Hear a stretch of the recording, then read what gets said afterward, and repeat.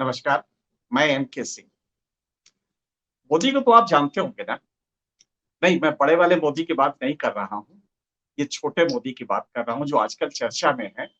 पूर्णेश मोदी सूरत के विधायक हैं और राहुल गांधी के खिलाफ इन्होंने मानहानि का केस किया और उसपे राहुल गांधी को सजा मिली, उनकी सदस्यता गई और हाई कोर्ट तक से भी राहत नहीं, कन्विक्शन पे स्टे नहीं मिला। लेकिन आप ताज्जुब करेंगे, पूर्णेश मोदी जी भी इस वाले बड़े वाले मोदी जी से रफ्तार में कम नहीं है। उन्होंने अभी राहुल गांधी ने उस हाई कोर्ट की अपील के खिलाफ, हाई कोर्ट के फैसले के खिलाफ, जिसमें कन्विक्शन पे रोक लगाने से मना कर दिया गया था और क्या क्या उदाहरण भी दिए गए थे, लेकिन उसके खिलाफ अभी राहुल गांधी सोच ही रहे हैं सुप्रीम कोर्ट जाने की। लेकिन जरा पूर्णेश मोदी की रफ्तार देखिए, वो उससे पहले ही आ गए दिल्ली और सुप्रीम कोर्ट चले गए। उन्होंने कहा साहब मेरा एक कैविएट है।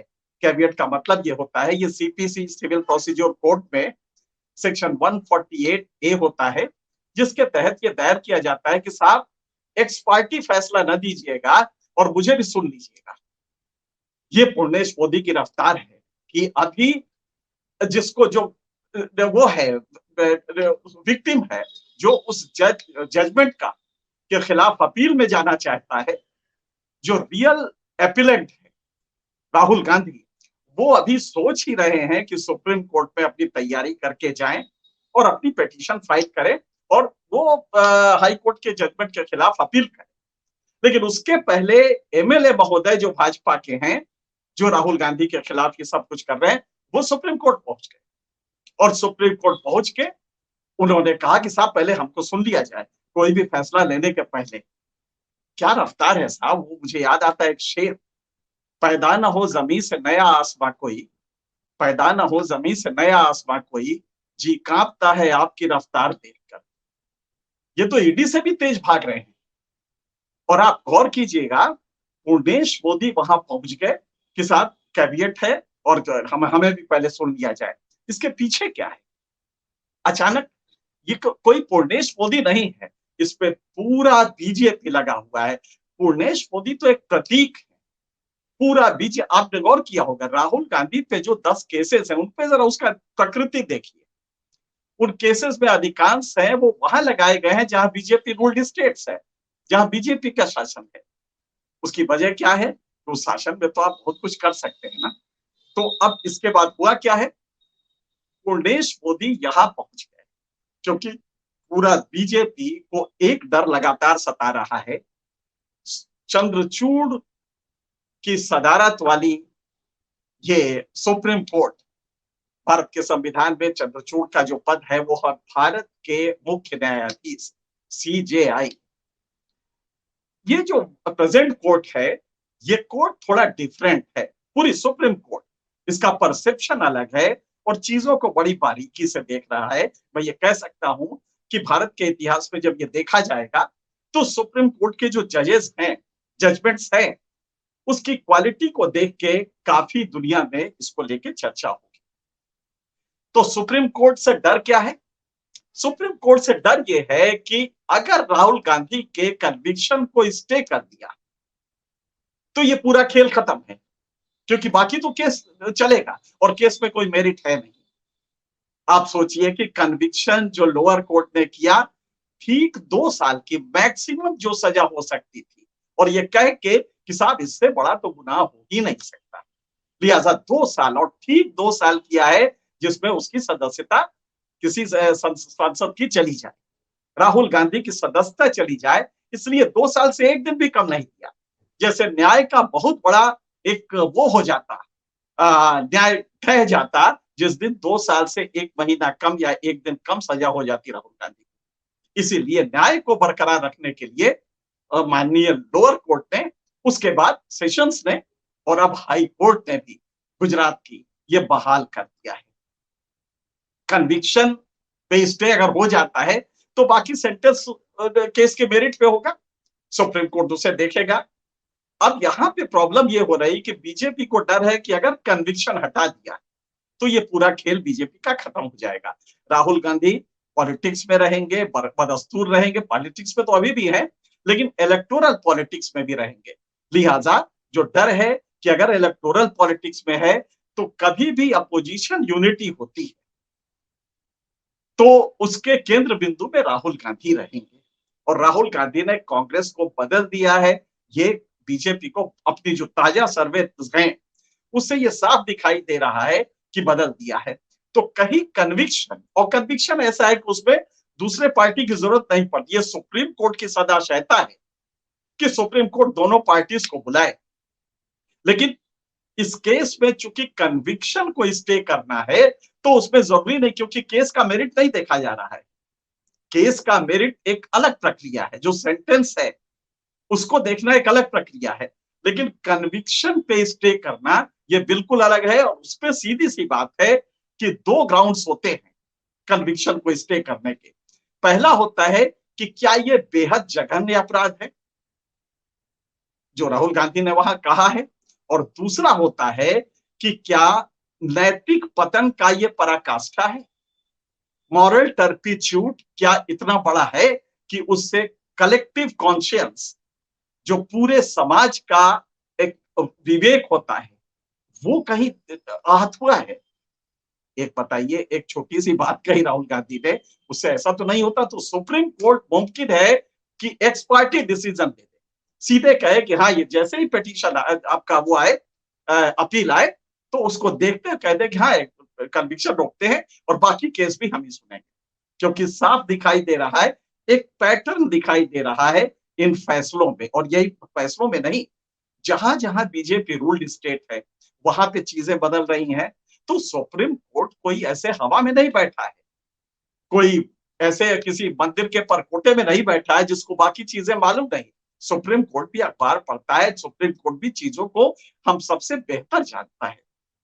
लिहाजा बीजेपी को डर क्या था कि अचानक जैसे ही आया अपील, जैसे ही स्पेशल लीव पिटीशन दायर हुआ, तो उसमें सीधे एक्स पार्टी डिसीजन हो सकता है कि भाई कन्विक्शन पहले रोकते हैं, कन्विक्शन को स्टे करते हैं, बाकी केस की हियरिंग हम ही सुनेंगे। ये पॉसिबल था। और अगर कन्विक्शन स्टे हुआ तो बीजेपी का ये जो खेल तमाशा चल रहा है ये खत्म हो जाता। अब इसके पीछे की पॉलिटिक्स क्या है वो हम आपको बताना चाहते हैं। पूर्णेश मोदी अचानक भाग के आते हैं और कहते हैं साहब पहले हम लोग को सुन लिया जाए। सीधी सी बात है कि एक कैवियट इसलिए दाखिल किया गया कि पहले ही दिन सुनने के बाद सुप्रीम कोर्ट, और जी जानते हैं जस्टिस चंद्रचूड़ के दौर का कोर्ट है, कोर्ट के परसेप्शंस, बेंच कोई भी, लेकिन कोर्ट बहुत ही स्ट्रेट और चीजों को बड़ी बारीकी से देख रहा है। और कई बार हम देख रहे हैं कि वो जो जजमेंट्स की क्वालिटी है वो बेहद संतुलित हो रही है। इतनी जैसे कि आप इसी में देखें, ईडी के डायरेक्टर को 3 बार आपने एक्सटेंशन दिया। ईडी क्या कर रहा है ये आप जानते हैं, सुप्रीम कोर्ट भी जानता है। लिहाजा डायरेक्टर को तो उन्होंने उनका एक्सटेंशन रोक दिया, लेकिन ये कहा कि जो सीबीसी एक्ट में तरमीम की है, जो संशोधन किए हैं, जो डीएसपी में किए हैं, दिल्ली स्पेशल पुलिस एक्ट में, एस्टेब्लिशमेंट एक्ट में, वो संशोधन सही है, ये उनका काम है। तो ये बहुत ही संतुलित जजमेंट था। खतरा क्या है, कन्विक्शन रोक दिया जाएगा। चंद्रचूड़ के जमाने का दौर जो है इसमें जजेस के परसेप्शन बहुत क्लियर है, तो ये रोका जा सकता है। बीजेपी को ये लगातार डर लग रहा है, और खास करके कल ईडी वाले फैसले के बाद बीजेपी कोर्ट से बेहद सतर्क हो गई है, क्योंकि कोर्ट आपको छोड़ने नहीं, आपकी सब चालाकियां एक तरफ, आप बहुत सारे पूर्णेश ले आए, लेकिन कोर्ट भारत का खड़ा है, और सुप्रीम कोर्ट खास करके खड़ा है जो आपको ये करने नहीं देगा, और जनता सुप्रीम कोर्ट के साथ है। तो एक बहुत स्पष्ट चीज दिखाई दे रही है कि बीजेपी को दहशत है तो किससे है, सुप्रीम कोर्ट से। किस सुप्रीम कोर्ट से, जो चंद्रचूड़ के काल की सुप्रीम कोर्ट है, क्योंकि उस कोर्ट का परसेप्शन, कोई भी बेंच हो, परसेप्शन बड़ा बैलेंस्ड है। कहीं भी नहीं लग रहा है कि उसमें परसेप्शन में कोई भी फ्लॉ आप निकाल। कल मैं पूरा जजमेंट पढ़ रहा था जो ईडी के केस में हुआ है, और देखा तो मतलब एक तबीयत खुश हो गई कि क्या सुप्रीम कोर्ट इतना बैलेंस जजमेंट दे सकता है। उसने अपने को कहा कि हमें अपनी लिमिट्स को एक्सीड नहीं करना है, सेल्फ रेस्ट्रेंट ऑब्जर्व करना है। तो ये सुप्रीम कोर्ट अलग है भारत का, और ये दौर हमारे न्यायपालिका का अलग है। अब इसका अगला चरण क्या है? क्यों बड़े मोदी जी को ये डर लगा? छोटे पूर्णेश मोदी जो खड़े कर रहे हैं, ये क्यों कर रहे हैं?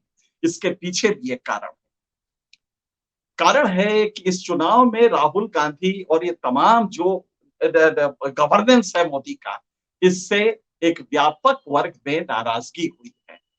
आप करते रहे, राम मंदिर की ऊंचाई बताते रहे, आप फ्लाईओवर दिखाते रहे, आप विदेश में जाके गलबैया करके दिखाते रहे, फोटो में ट्वीट करते रहे। हालांकि कोई राजनेता ट्वीट नहीं करता विदेश का, लेकिन आप बताते हैं कि हमारा कितना स्वागत हुआ।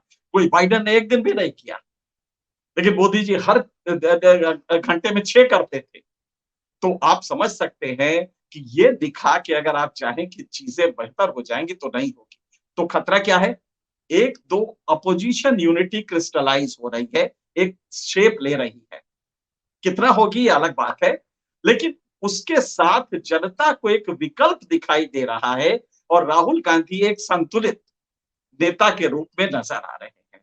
जिस तरह उन्होंने अपने को कंडक्ट किया, पैदल मार्च किया, उस जाड़े में टी शर्ट पहन, तो जनता को ये चीजें बहुत अच्छी लगती हैं कि एक आदमी है जो अपने को योगी क्लेम नहीं करता, लेकिन योगी से ज्यादा वो जो गेरुआ पहने वो लोग घूमते हैं, बड़े बड़े दाढ़ी बढ़ाए गेरुआ पहन के, उस योगी से ज्यादा ये व्यक्ति संतुलित और स्वस्थ है। तो ये चीजें जनता को अच्छी लगती है। अब नतीजा क्या हुआ इसका? धीरे धीरे जो रिपोर्ट्स आ रही हैं बीजेपी को की अपनी रिपोर्ट, उसमें ये लगभग तय हो रहा है कि कम से कम 30-40 सीटें अब की बार कम आएंगी, आप चाहे कुछ कर दें।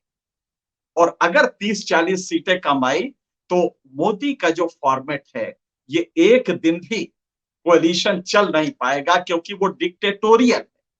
उसमें अगर आप देखें तो वो एक एकाधिकार वाला है, एकल नेतृत्व वाला है। तो होगा क्या कि कोalition वाले बार्गेन करेंगे। हो सकता है सरकार आप बना ले जाए अगर 40 सीटें कम आएगी, लेकिन आपके अंदर, बीजेपी के अंदर विद्रोह होगा, क्योंकि ये जो 9 साल में जो घुटन महसूस हुई है तमाम बड़े नेताओं को, वो साधारण नहीं है। लिहाजा आपका इकबाल खत्म होगा। अगर 40 सीटें कम आई तो आप 260 पे रह जाएंगे, और 260 पे रहेंगे तो भले ही आपको 12 सीटों के लिए, 13 सीटों के लिए लड़ना पड़े, 12 सीटें आप तोड़ ताड़ के कर भी सकते हैं, लेकिन अगर ये होता है तो स्थितियां काफी गड़बड़ हो जाएंगी। बीजेपी को ये, और खास करके बड़े मोदी जी को ये बड़ा डर है। तो इसके लिए वो हर वो चीज करेंगे जिससे कि वो सत्ता बनी रहे, क्योंकि एकल नेतृत्व का जो ये फॉर्मेट है, इसमें जो बड़ा नेता होता है उसको डर लगता है कि अगर सत्ता में नहीं रहे तो बहुत कुछ होगा जो हमने दूसरों के साथ किया है। ये डर उसको हमेशा सताता है। नतीजा क्या होगा कि हर वो चीज अपनाएंगे, और हो सकता है कि इनके पास करीब 6.5 लाख करोड़ अब की बचत है, जो यूक्रेन वार की वजह से 3 सब्सिडीज जो होती है, 3F कहते हैं, फूड, फर्टिलाइजर एंड फ्यूल, इसमें जो बचत हुई है, जो मनरेगा में 30,000 करोड़ की कटौती की है, इन सब को जब आप जोड़ेंगे तो 6.5 लाख करोड़ रुपए है। तो ये कुछ जो रेवड़ियां कहते हैं, बड़ी बड़ी रेवड़ियां बांटना शुरू करेंगे, और मुझे पूरा उम्मीद है कि ये बड़ी रेवड़ियां आने जा रही हैं। जब सब कुछ लुट जाएगा तो राम मंदिर का ऊंचाई दिखाएंगे। अब ये अगर 40 कम होती है तो मोदी का फॉर्मेट नहीं चल पाएगा, ये लगातार मोदी जी को डर है। लिहाजा कई पुण्य सभी और खड़े होंगे। बहरहाल ये जो रफ्तार दिखाई है बड़े मोदी जी ने, छोटे मोदी जी ने, कि सुप्रीम कोर्ट इसके पहले की जो शिकायत करता है, जो अपील करता है, वो आए, उसके पहले साथ दूसरी पार्टी पहुंच गई और कह रहे हैं कि साहब हमको भी सुन दिया जाए। अच्छा, आपके पास क्या है सुनाने के लिए? आप वही तो है ना जिन्होंने हाई कोर्ट में जाके, जब राहुल गांधी के खिलाफ दायर किया मानहानि का केस, तो जो मजिस्ट्रेट था उसको लगा कि वो जो सवाल वाल किया तो लगा कि गड़बड़ है, तो इन्होंने हाई कोर्ट से कहा कि साहब वो हम चाहते हैं कि वो रोक दिया जाए, मेरे पास बहुत ज्यादा एविडेंस नहीं है। तो उसको रोक दिया, हाई कोर्ट ने मेहरबानी की पूर्णेश मोदी के अपील पे और रोक दिया। फिर जब मजिस्ट्रेट बदल गया तो फिर कहा पूर्णेश मोदी ने कि साहब मुझे मिल गया है, वो एविडेंस मिल गया है। अरे एविडेंस था क्या? जो एविडेंस आपने दिया है वो तो घर घर घूम रहा था, हम सबके पास था। उस एविडेंस को लाने में आपको 2 साल लग गए। लेकिन ये हकीकत है कि उसके बाद फिर से केस शुरू हुआ और जो हुआ वो आप जानते हैं। तो बीजेपी की ये पॉलिटिक्स है। हम सिर्फ ये बताने के लिए आपको इस समय चर्चा में लाए हैं कि ये जो कुछ भी हो रहा है, बड़े मोदी को जो डर है वो ये है कि 40 सीटें भी कम हुई तो ये जो नेतृत्व का फॉर्मेट है, जिसमें 2 ही नेता हैं, तीसरा कोई है ही नहीं, तीसरा आने के पहले सर झुकाता है, ये फॉर्मेट बदल जाएगा और तब ये फॉर्मेट नहीं रहेगा तो आप नहीं रहेंगे। ये उसके पीछे, लिहाजा किसी तरह राहुल गांधी को रोको। राहुल गांधी अगर नहीं रुकेंगे तो फिर ये दिक्कत आएगी और राहुल गांधी केंद्र बिंदु पे रहेंगे तो जनता को एक अच्छा विकल्प मिल रहा है। ये बीजेपी को डर अपने अपने सर्वे से लग रहा है। मुझे लगता है कि पूर्णेश मोदी ने इतनी रफ्तार क्यों पकड़ी, अब आप समझ गए होंगे।